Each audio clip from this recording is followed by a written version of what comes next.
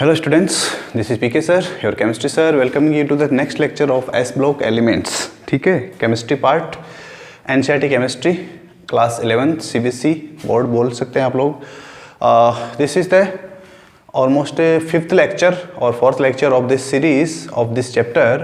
Earlier we have discussed already some important points of this chapter. Actually in this chapter there are two groups. आपका जो modern purity table है उसके जो दो groups है वो यहाँ पर हम डिस्कस करते हैं. ठीक है, एस ब्लॉक में already we have discussed group first most of the part. Okay, so right now this is the second part. तो जो पुराने वीडियोस हैं पुराने जो है उनको देखने के लिए आप आई बटन पे क्लिक करके देख सकते हैं. So let's begin the video. Okay, next begin the class with sodium chloride. So let's begin the journey.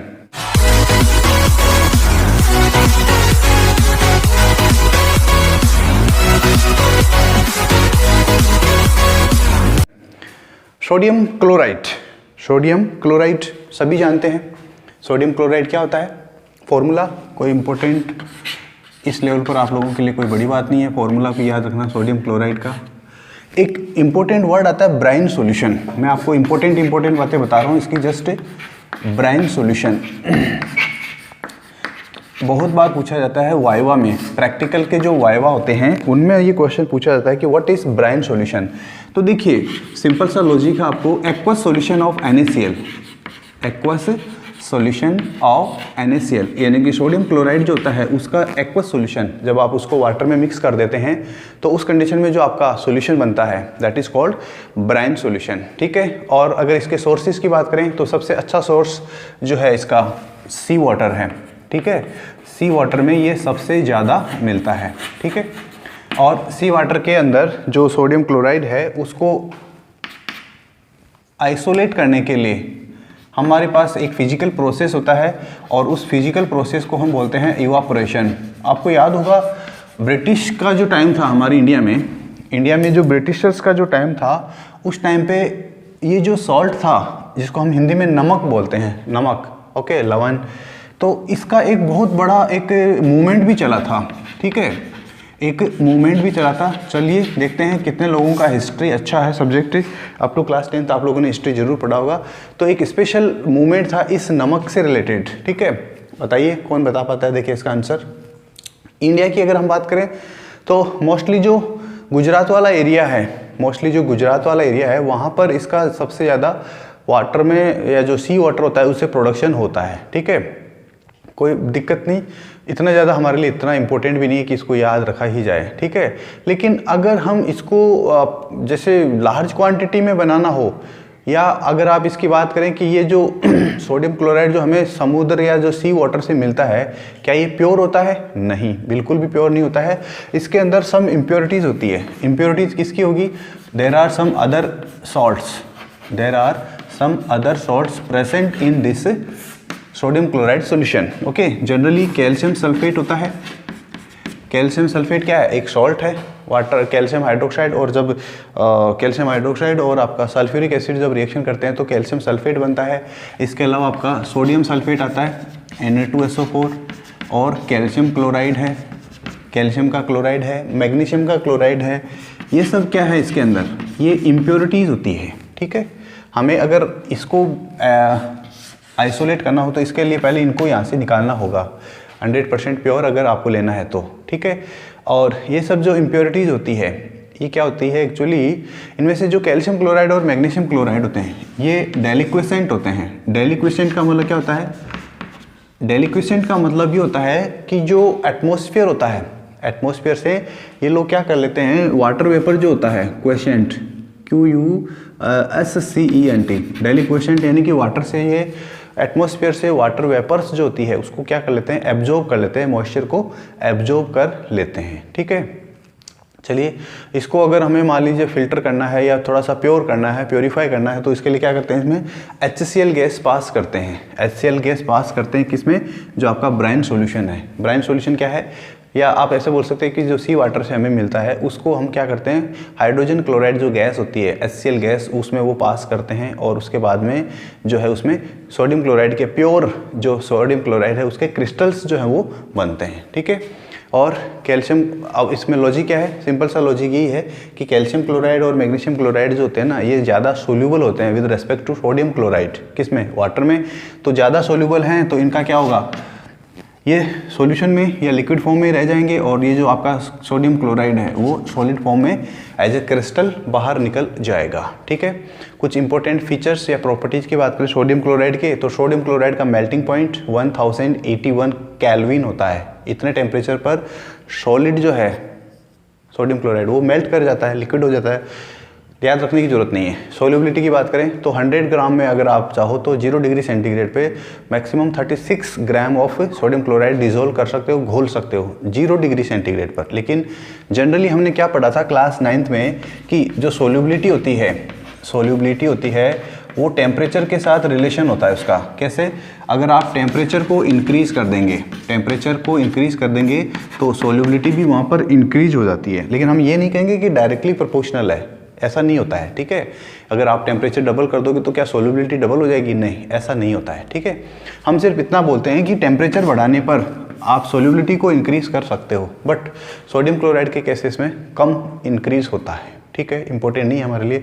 Usage की बात करें तो इसका सबसे बढ़िया यूज़ है सोडियम हाइड्रोक्साइड बनाने के लिए और सोडियम कार्बोनेट के बनाने के लिए। ठीक है, इसके बाद में नेक्स्ट हमारा कंपाउंड आता है, उसका नाम है सोडियम हाइड्रोक्साइड, जिसको हम सिंपली बोलते हैं, कॉमनली बोलते हैं कॉस्टिक सोडा।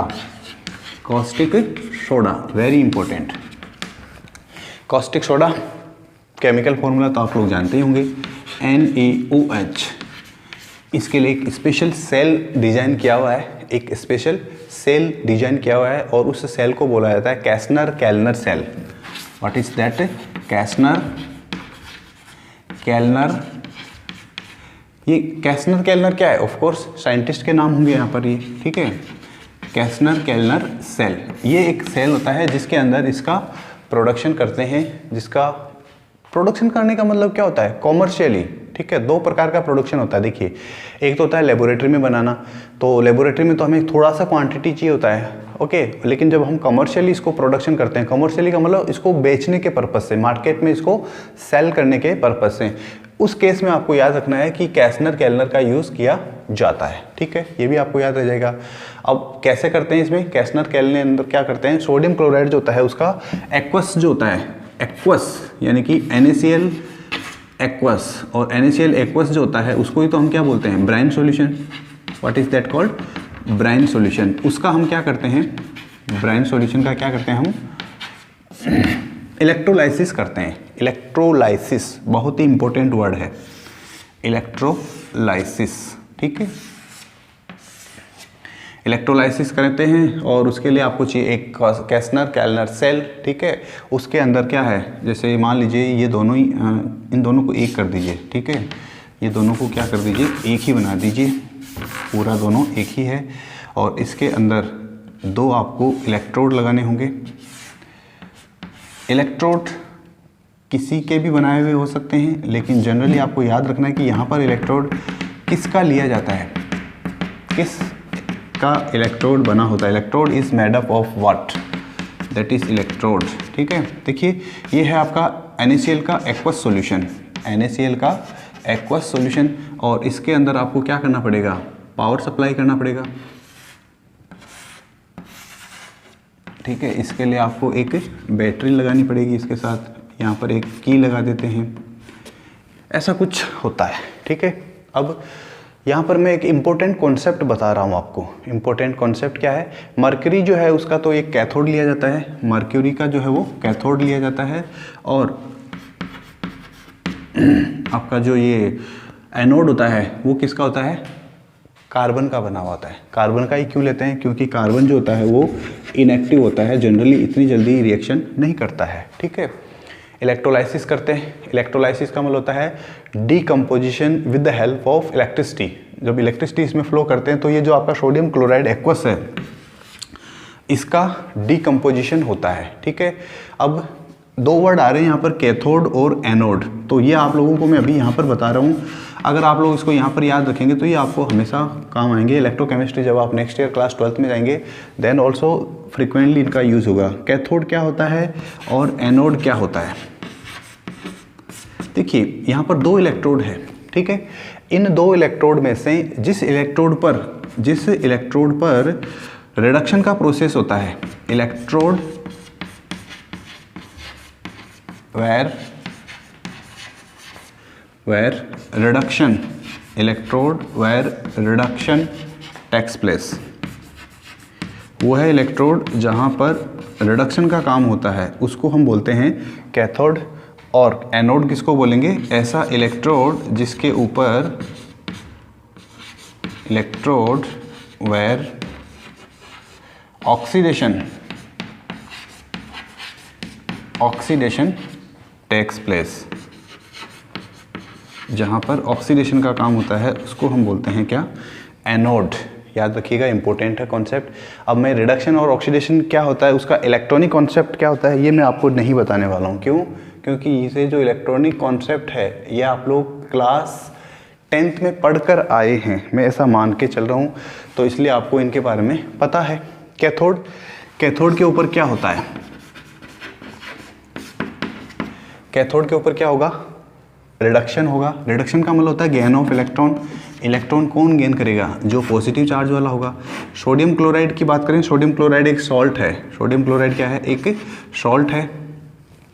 और किसी भी सॉल्ट को जब आप वाटर में डिजोल्व करोगे तो वो अपने आयंस में डिसोसिएट हो जाता है, यानी कि इस सॉल्यूशन के अंदर सोडियम आयंस प्रेजेंट होंगे। इस सॉल्यूशन में सोडियम आयंस प्रेजेंट होंगे, ठीक है। ये सोडियम आयंस इलेक्ट्रॉन गेन करते हैं, ओके, इलेक्ट्रॉन गेन करते हैं किसके पास? किसकी प्रेजेंस में? मर्क्यूरी की प्रेजेंस में। और यहाँ पर सोडियम मेटल बनता है, लेकिन ये मर्क्यूरी जो होता है ये सोडियम के साथ में ऐड हो जाता है, ठीक है। इसको देखिए, एक वर्ड आता है एलॉय। एलॉय, ठीक है। एलॉय क्या होता है? टू मेटल्स का कॉम्बिनेशन, टू या मोर देन टू मेटल्स का एक कॉम्बिनेशन या मिक्सचर, या मेटल और नॉन मेटल का कॉम्बिनेशन, ठीक है, मिक्सचर। लेकिन अगर एक मेटल उनमें से अगर मर्क्यूरी हो तो उस कंडीशन के लिए उसको अलग से नाम दिया जाता है amalgam. What is that called? Amalgam. ये सोडियम के साथ में मर्क्यूरी ने जो एक एलॉय बनाया है तो इसको हम बोलते हैं सोडियम अमलगम। सोडियम अमलगम, याद रखिएगा। मर्क्यूरी जब भी किसी मेटल के साथ में मिक्सचर बनाता है, एलॉय बनाता है, तो उस कंडीशन में उसके लिए एक स्पेसिफिक नेम दिया जाता है, and that name is called sodium amalgam. Anode की बात करें, एनोड पर क्या होगा? क्लोरीन गैस है। क्लोराइड जो आयन है, वो क्लोराइड आयन क्या करेंगे? इलेक्ट्रॉन को लूज करेंगे, और इलेक्ट्रॉन को लूज करने के बाद में ये क्या कर लेंगे? क्लोराइड आयन इलेक्ट्रॉन लूज करेंगे, रिडक्शन होगा, एनोड ऑक्सीडेशन होगा। सॉरी, ऑक्सीडेशन का मतलब क्या होता है? Loss of electron. यहाँ पर ये लॉस ऑफ इलेक्ट्रॉन करेगा, एक इलेक्ट्रॉन का एक क्लोराइन एटम, ठीक है। तो यहाँ पर जो अमलगम होता है ये हो गया क्लोरीन गैस। अब आपसे क्वेश्चन क्या पूछा जा सकता है कि कैसनर केल्नर जो होता है उसके अंदर एनोड पर कौन सी गैस रिलीज होती है? क्वेश्चन ये पूछा जाता है। कैसनर केल्नर जो है उससे जब हम सोडियम हाइड्रोक्साइड या कास्टिक सोडा बनाते हैं तो उस कंडीशन में एनोड पर कौन सी गैस रिलीज होती है? याद रखिएगा, it is chlorine gas. It is chlorine gas, ठीक है। ये जो अमलगम होता है, इस अमलगम को अगर आप वाटर के साथ में रिएक्शन करा देते हैं, इसकी रिएक्शन अगर आप वाटर के साथ में रिएक्शन करा देते हैं तो ये जो है ये क्या बना लेता है? सोडियम हाइड्रोक्साइड बना लेता है। सोडियम हाइड्रोक्साइड ही तो हम बनाना चाहते हैं। हम क्या बनाना चाहते हैं? Sodium hydroxide. और साथ में हाइड्रोजन गैस निकलती है और मर्क्यूरी जो है वो अलग हो जाता है। हमारे लिए इंपॉर्टेंट है सोडियम हाइड्रोक्साइड, हम उसी की बात करेंगे, ठीक है। मेन प्रोडक्ट है सोडियम हाइड्रोक्साइड। मेन प्रोडक्ट के अलावा जो बनने वाले प्रोडक्ट होते हैं उनको साइड प्रोडक्ट या बाई प्रोडक्ट कहा जाता है, ठीक है। All of you know this one already. चलिए, सोडियम हाइड्रोक्साइड की फीचर्स की बात करें, व्हाइट कलर का होता है, ट्रांसल्यूसेंट सॉलिड होता है। ट्रांसल्यूसेंट का मतलब क्या होता है भाई? आप लोगों ने क्लास 6 में पढ़ा होगा, ट्रांसल्यूसेंट, ट्रांसपेरेंट, ओपेक। ये होता है ट्रांस, और तो आए नहीं, ट्रांसल्यूसेंट, ठीक है। क्या होता है इसका मीनिंग? कि एक ऐसी कोई भी ऐसा चीज़, कोई भी ऐसा थिंग जिसके आर पार हम देख सकते हैं, okay, which we can see through, okay, but not clearly, तो ये भी ट्रांसल्यूसेंट होता है। मेल्टिंग पॉइंट की बात करें, इसका मेल्टिंग पॉइंट जो है वो 59 केल्विन होता है, 591 केल्विन। इंपॉर्टेंट नहीं है, याद रखने की ज़रूरत नहीं है, बस सिंपली इन्फॉर्मेशन। वाटर के अंदर आप इसको मिक्स करोगे तो ऑफ कोर्स बहुत अच्छे से वाटर में मिक्स हो जाएगा। वाटर सोल्यूबल होता है, इसीलिए इनको क्या बोला जाता है, वाटर सोल्यूबल सोडियम हाइड्रोक्साइड जो होते हैं या जो बेसेज होते हैं उनको हम एल्कली नाम भी देते हैं। What they are called, alkali. ठीक है, चलिए ये कहानी हो गई इसकी। इसके अलावा ये डेलिक्वेसेंट होता है। आप लोग कभी देखना केमिस्ट्री लैब में, और एक चीज़ हमेशा ध्यान रखना कि केमिस्ट्री लैब के अंदर ये गलती भी नहीं करनी है आपको। सोडियम हाइड्रोक्साइड जो होता है उसको अपनी स्किन से दूर रखना है। क्यों? क्योंकि ये जो है सोडियम हाइड्रोक्साइड सॉलिड फॉर्म में अगर आपको मिलता है, पैलेट्स की फॉर्म में छोटी छोटी गोलियां होती है इसकी, है ना, तो ये हाइग्रोस्कोपिक होता है। और आपकी स्किन के ऊपर अगर वेपर है या थोड़ा सा कोई क्या बोलते हैं जिसको, स्वेटिंग है, तो उस स्वेटिंग को ये एब्जॉर्ब कर लेगा और लिक्विड में आ जाएगा। और लिक्विड में आने के बाद में जो इसकी जो रिएक्शन होती है वाटर के साथ, सोडियम हाइड्रोक्साइड की रिएक्शन वाटर के साथ, वो रिएक्शन एक्सोथर्मिक होती है और उसकी वजह से क्या होता है, आपकी स्किन जल सकती है, स्किन जल सकती है। इसीलिए इसका नाम है कॉस्टिक।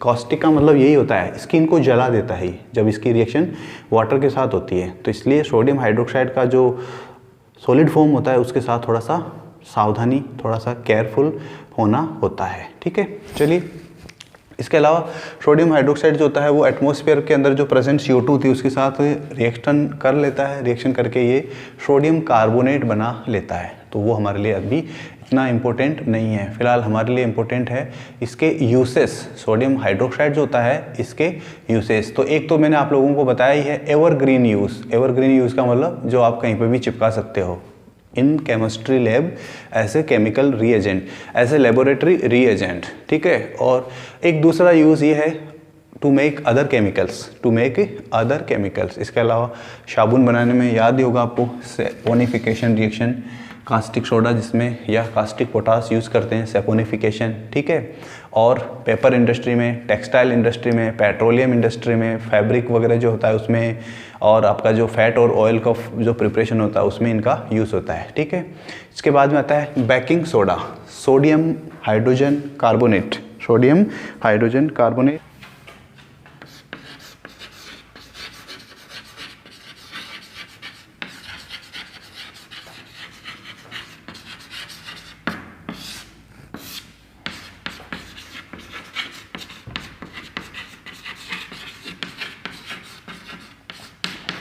बेकिंग सोडा क्यों बोलते हैं? पहली बात, इसका यूज़ किया जाता है बेकिंग करने में। बेकरी इंडस्ट्री, जो बेकरी होती है उसके अंदर इसका यूज़ किया जाता है केक बनाने में। केक जो होता है ना, केक सभी ने खाया होगा, बर्थडे केक।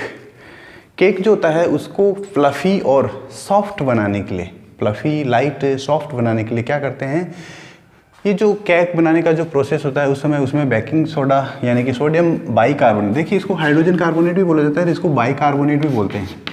ये हाइड्रोजन, इसको बाई बोला जाता है। ठीक है, क्या करते हैं जब आप केक बनाते हैं तो उस केक बनाने के समय क्या करते हैं, उसमें बेकिंग सोडा मिला देते हैं। ठीक है, सोडियम बाइकार्बोनेट मिला देते हैं। अब ये जो सोडियम बाइकार्बोनेट जब हीट करता है, जब हम इसको हीट करेंगे, ऑफ कोर्स अगर आपको बनाना है केक तो उसको हीट करना ही पड़ेगा। जब आप इसको हीट करते हैं तो यहाँ पर कार्बन डाइऑक्साइड गैस रिलीज होती है। कार्बन डाइऑक्साइड गैस जो होती है वो बबल्स के रूप में, बबल्स की फॉर्म में बाहर निकलती है। और जब गैस बाहर निकलती है तो उस केक के अंदर से क्या होता है, कुछ हॉल्स का क्रिएशन होता है, हॉल्स बनते हैं। उसकी वजह से वो केक जो होता है वो हल्का हो जाता है और सॉफ्ट हो जाता है, फ्लफ़ी हो जाता है। ठीक है, केक है, पेस्ट्री है, ये सब बनाने में इसका यूज़ होता है। आपकी जो क्या बोलते हैं उसको, ब्रेड में भी इसका यूज़ किया जाता है। ठीक है, बनाने के लिए सोडियम कार्बोनेट की हेल्प से इसको बनाया जाता है।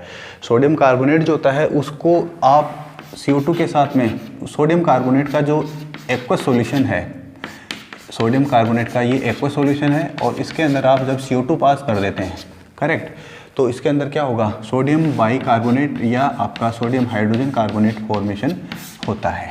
ठीक है, इंपॉर्टेंट है। इसका यूज़ देखें तो सिंपल सा, एक बहुत ही अच्छा यूज़ है इसका, एंटीसेप्टिक की फॉर्म में इसको यूज़ किया जाता है as a mild antiseptic. Antiseptic क्या होते हैं, एक होता है एंटीसेप्टिक, एक होता है एंटीबायोटिक।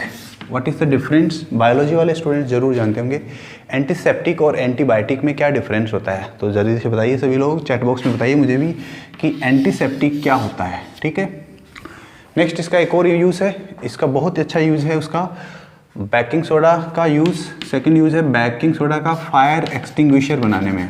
फायर एक्सटिंग्विशर,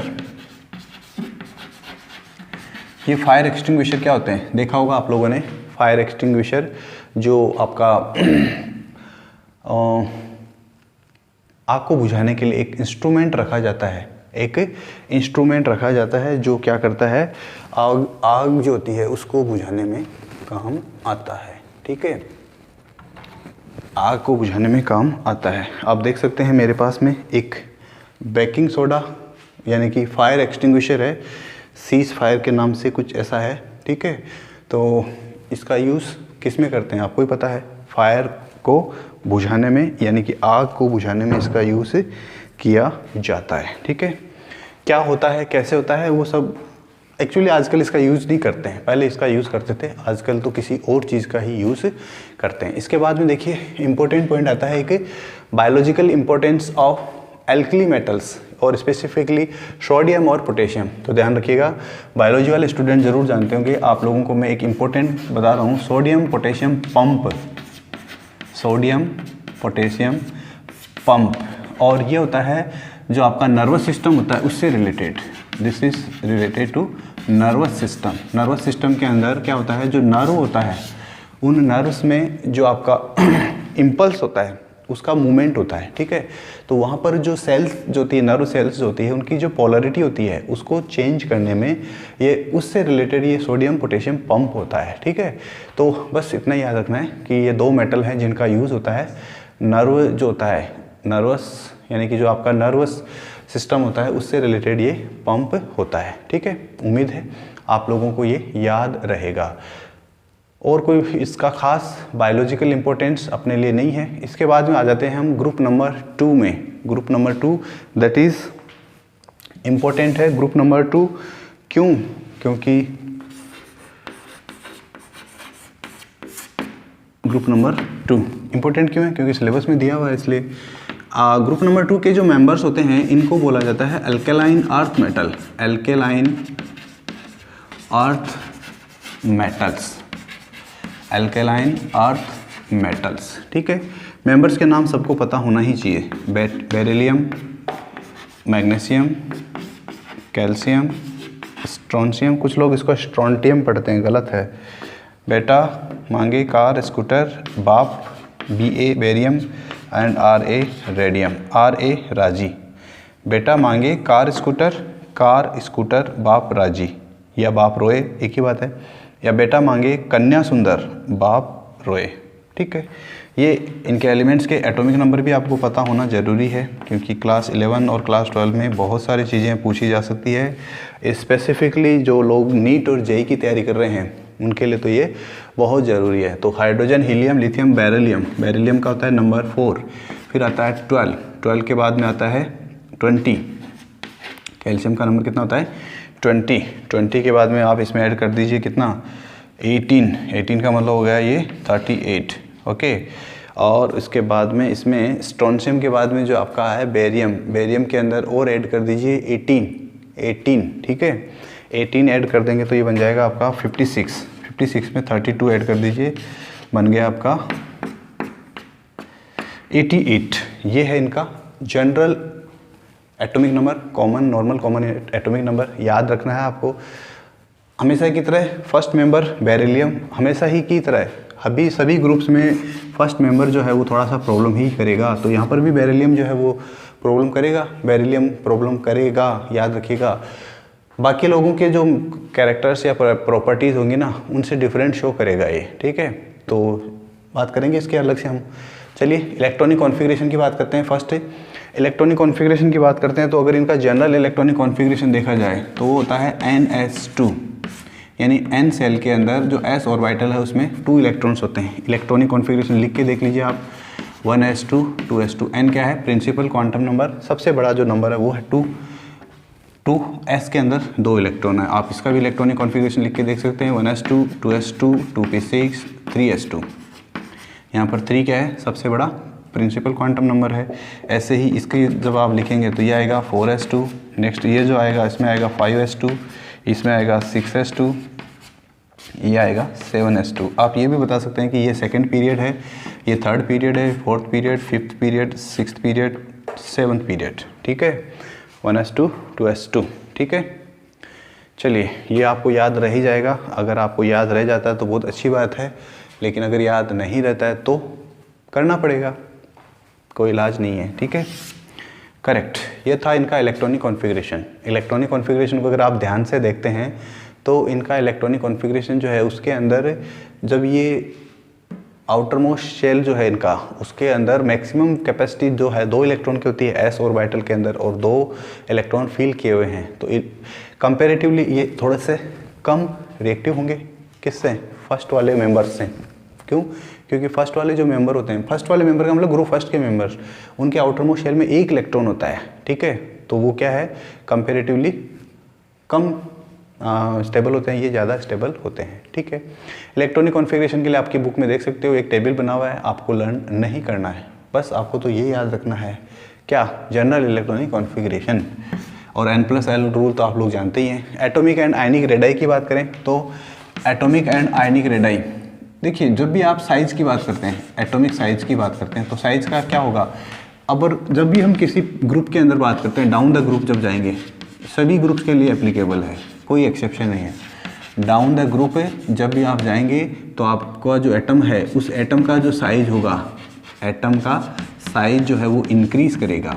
अब एटम का साइज बोल दो या आयन का साइज बोल दो, वो भी क्या करेगा, इंक्रीज करेगा, ठीक है। ये हमेशा के लिए एप्लीकेबल है, इसमें कोई एक्सेप्शन नहीं है, इसमें कोई एक्सेप्शन नहीं है।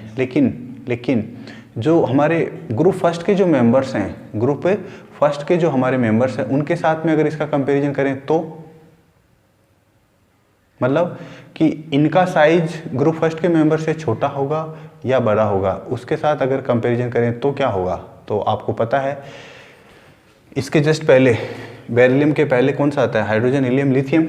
लिथियम और बेरिलियम एक ही पीरियड के मेंबर हैं। जब हम किसी एक पीरियड के अंदर लेफ़्ट टू राइट मूव करते हैं, लेफ़्ट टू राइट मूव करते हैं तो साइज डिक्रीज़ करता है। क्यों डिक्रीज़ करता है? क्योंकि न्यूक्लियर चार्ज जो होता है वो इंक्रीज़ कर जाता है, ठीक है। तो एक ग्रुप के अंदर एटॉमिक आयनिक रेडाई जो है वो इंक्रीज़ करता है due to increase in atomic number. Next आता है इसका नेक्स्ट प्रॉपर्टी जो है उसकी हम बात करते हैं, ionisation enthalpy. Ionisation enthalpy, ionisation enthalpy क्या होती है? डेफिनेशंस हम सब पहले से जानते हैं कि किसी एटम के आउटर मोस्ट शेल में से एक इलेक्ट्रॉन को बाहर निकालने के लिए जो आवश्यक रिक्वायर्ड एनर्जी होती है, हीट होती है, एंथैल्पी होती है, that is called ionisation enthalpy, ठीक है। इनका आयनाइजेशन एंथैल्पी जो होता है वो थोड़ा सा कम होता है, किससे? फर्स्ट वाले मेंबर्स से। क्यों? क्योंकि साइज थोड़ा सा क्या हो जाता है, साइज बड़ा हो जाता है इनका, ठीक है। हमें पता है, देखिए ध्यान से सुनिए, एल्कलाइन अर्थ मेटल्स जो होते हैं उनका आयनाइजेशन एंथैल्पी कम होता है क्योंकि इनका साइज जो होता है एटम का वो थोड़ा सा बड़ा होता है, ठीक है।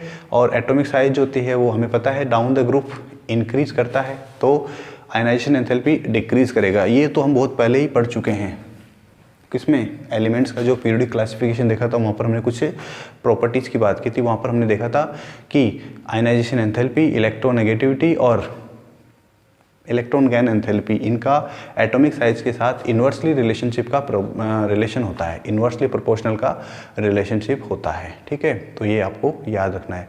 लेकिन यहाँ पर एक इम्पोर्टेंट चीज़ ये है कि इनका जो फर्स्ट आयनाइजेशन एंथैल्पी होता है, किसका? ग्रुप सेकंड के मेंबर्स का फर्स्ट आयनाइजेशन एंथैल्पी। चलिए हम कंपैरिजन करके देख लेते हैं। एक है आपके पास सोडियम। सोडियम जो है इसके पास 11 इलेक्ट्रॉन है, 11 इलेक्ट्रॉन, आप इसको लिख सकते हैं 281। यहाँ पर आपने आयनाइजेशन एंथैल्पी 1 लिखा, फर्स्ट वाला आयनाइजेशन एंथैल्पी, तो ये बना देगा आपका सोडियम प्लस बना लिया। यहाँ पे इसके पास अब इलेक्ट्रॉन हो गया 10 इलेक्ट्रॉन, यानी कि 28 हो गया, ठीक है। और नेक्स्ट एग्जांपल देखते हैं हम मैग्नीशियम का। मैग्नीशियम के पास टोटल 12 इलेक्ट्रॉन है, 282। इसका भी आपको क्या करना है, फर्स्ट आयनाइजेशन एंथैल्पी की बात करनी है कंपैरिजन करने के लिए। एक इलेक्ट्रॉन इसमें से निकाल देंगे, तो अब इसके पास बच गया 281।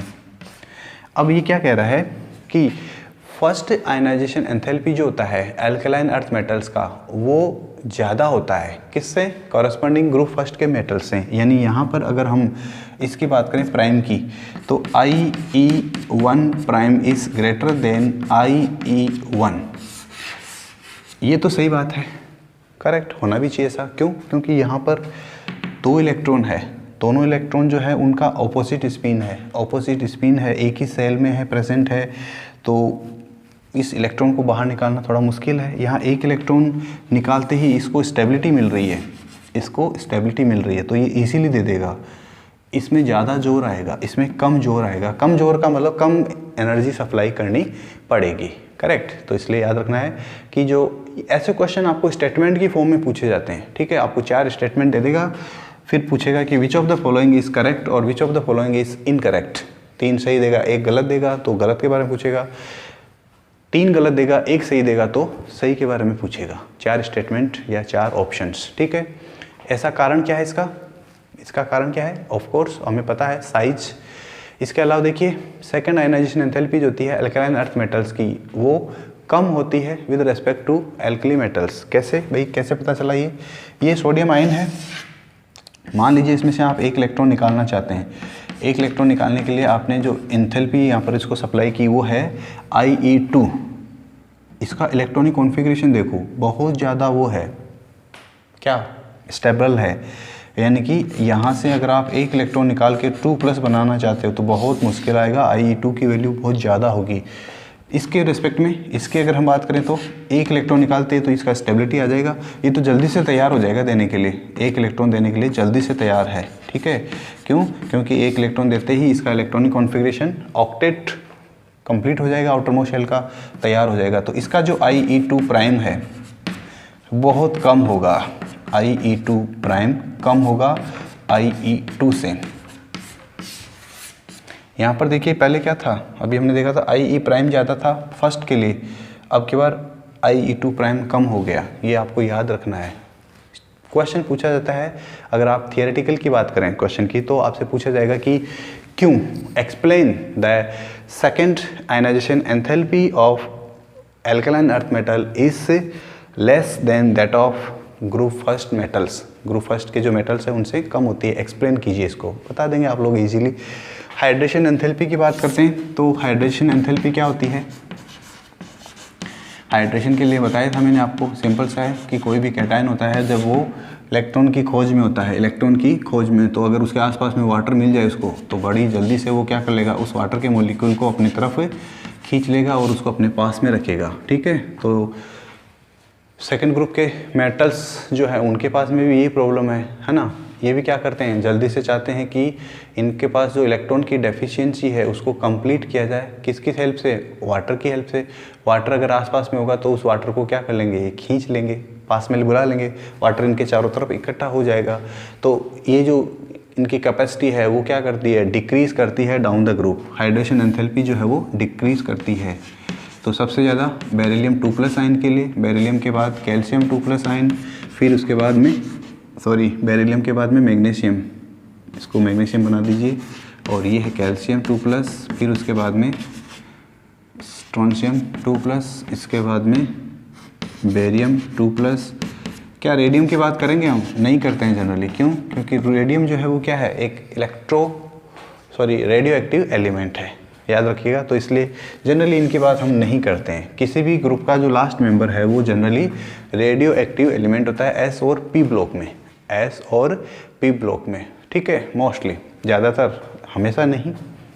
चलिए हाइड्रेशन एंथैल्पी की बात करें एल्कलाइन अर्थ मेटल्स की तो वो ज़्यादा होती है उससे, किससे, फर्स्ट ग्रुप के मेंबर से। क्यों होती है ज़्यादा?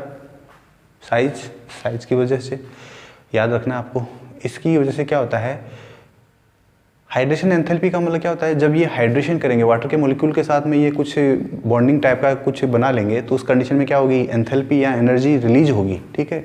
जितना ज़्यादा एनर्जी रिलीज होगा उतना ही ज़्यादा वाटर के मॉलिक्यूल्स का वहाँ पर उनके साथ में बॉन्डिंग होगा, ठीक है, बॉन्डिंग होगा।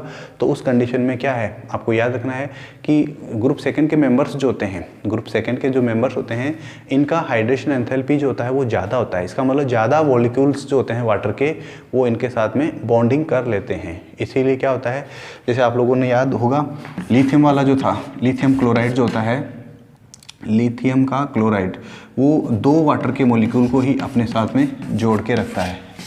वाटर ऑफ क्रिस्टलाइजेशन जो है उसमें वाटर के 2 मॉलिक्यूल्स होते थे, याद है। लेकिन ये जो ग्रुप के मेंबर्स होते हैं, कौन से वाले ग्रुप, सेकेंड ग्रुप के जो मेंबर्स हैं, उनकी अगर हम बात करें तो जैसे मैग्नीशियम क्लोराइड है, मैग्नीशियम क्लोराइड, और इसके अलावा आपका कैल्शियम क्लोराइड, ये जो दोनों हैं ये अपने साथ में 6 वाटर मॉलिक्यूल्स को बॉन्ड करके रखते हैं, 6 वाटर मॉलिक्यूल्स को बाइंड करके रखते हैं। तो ये इंपॉर्टेंट है, याद रखिएगा। इसी ग्रुप के और भी मेंबर हैं, सोडियम क्लोराइड है, पोटेशियम क्लोराइड है। सोडियम क्लोराइड और पोटेशियम क्लोराइड कौन से वाले ग्रुप के थे, सॉरी फर्स्ट ग्रुप के। वो ऐसा नहीं करते हैं, वो ऐसा फॉर्मेशन नहीं करते हैं, वो आप लोग जानते होंगे, ठीक है। फिजिकल प्रॉपर्टीज़ की बात करें, फिजिकल प्रॉपर्टीज़ की बात करें तो जैसे हमने ग्रुप फर्स्ट के मेंबर्स में देखा था, ज़्यादातर जो मेटल्स हैं, ये जो ज़्यादातर मेटल्स हैं आपके beryllium, magnesium, calcium, strontium, barium, radium, ये सब क्या होते हैं, सिल्वरी वाइट कलर के होते हैं, लस्ट्रस होते हैं। पता ही है मेटल्स की प्रॉपर्टी होती है लस्ट्रस, और सॉफ्ट होते हैं, लेकिन रिलेटिवली सॉफ्ट होते हैं, लेकिन आपके जो एल्कली मेटल होते हैं उनसे तो हार्ड होते हैं। देखिए यहाँ पर मैंने आप लोगों को बताया था फर्स्ट वाले ग्रुप में सोडियम है, मैग्नीशियम है, ये इतने सॉफ्ट होते हैं कि इनको आप with help of knife cut कर सकते हो। चाकू जो होता है आपका, उसकी हेल्प से आप इनको कट कर सकते हो फर्स्ट ग्रुप के मेंबर्स को। ये भी सॉफ्ट होते हैं, लेकिन उतने सॉफ्ट नहीं होते हैं जितने फर्स्ट ग्रुप के मेंबर्स होते हैं, ठीक है। इसके अलावा मेटल है तो मेटल्स का तो बॉइलिंग पॉइंट और मेल्टिंग पॉइंट ज़्यादा होगा ही, करेक्ट, लेकिन एल्कली मेटल से ज़्यादा होता है इनका। क्यों? क्योंकि इनकी साइज़ छोटी होती है, इनकी साइज़ छोटी होती है with respect to first group metals. ऐसा क्यों होता है भाई कि साइज़ छोटी होती है तो उनका मेल्टिंग पॉइंट और बॉइलिंग पॉइंट बढ़ जाता है, करेक्ट, याद रखिएगा। छोटा सा साइज़ है, छोटा सा साइज़ होगा तो दो एटम्स के बीच में जो ये मेटेलिक बॉन्ड बनता है वो स्ट्रॉन्गर बनेगा, ठीक है। मेटेलिक बॉन्ड बनेगा, वो क्या बनेगा, स्ट्रॉन्ग बनेगा, ठीक है। तो इसीलिए यहाँ पर ऐसा होता है। नेक्स्ट है ये जो सिस्टमेटिक, छोड़ दीजिए उसको, आयनाइजेशन एंथैल्पी की बात कर लीजिए। तो ये जो है इनका आयनाइजेशन एंथैल्पी कम होता है, लो होता है। इसी वजह से क्या होते हैं, स्ट्रॉन्ग इलेक्ट्रोपॉजिटिव होते हैं नेचर में। और ये जो इलेक्ट्रोपॉजिटिविटी का जो इनका कैरेक्टर होता है वो इंक्रीज करता है डाउन द ग्रुप। ये तो हम पहले भी देख चुके हैं, फर्स्ट ग्रुप में भी ऐसा ही था कि ऊपर से नीचे यानी कि टॉप टू बॉटम जब आप जाते हो तो इनका जो इलेक्ट्रोपॉजिटिविटी का कैरेक्टर होता है वो इंक्रीज होता है। यानी आप ये बोल सकते हो कि इंक्रीज होता है। तो इसका मतलब कैल्शियम की अगर हम बात करें, पर्टिकुलर अगर आप कैल्शियम की बात करें, देखिए यहाँ पर आता है एक और एग्जाम्पल इम्पोर्टेंट है और उसको हम बोलते हैं, पहले भी हमने देखा है, flame test. Flame test 3 element है इस ग्रुप के, बहुत ही इंपॉर्टेंट है, याद रखना है, ठीक है। कैसा कलर देते हैं, ये आता है ब्रिक रेड, ईंट के जैसा लाल। स्ट्रोंशियम BC को बोलते हैं क्रिम्सन रेड। एक होता है ब्रिक रेड, एक होता है क्रिम्सन रेड, और इसका होता है ग्रीन। लेकिन ग्रीन कैसा, एप्पल के जैसा ग्रीन, जो ग्रीन एप्पल आती है थोड़ी सी उसके जैसा। ये कलर आपको याद रखना है। ये फ्लेम टेस्ट में बहुत यूज़ होता है और मैंने लास्ट क्लास में भी आप लोगों को बताया था कि जो फ्लेम टेस्ट होता है ये आपको एक इंडिकेशन देता है कि आपको किस पर्टिकुलर मेटल या सॉल्ट के लिए आपको जो रेडिकल होता है उसके लिए आपको सर्च करना है या उसका क्वालिटेटिव एनालिसिस करने में ये काम आएगा, ठीक है। तो जब आप लोग इनके जो क्वालिटेटिव एनालिसिस के जो एक्सपेरिमेंट्स करते हैं उसमें ये आप लोगों को पता चलेगा। इसको बोला जाता है फ्लेम फोटोमेट्री, ठीक है, फ्लेम फोटोमेट्री।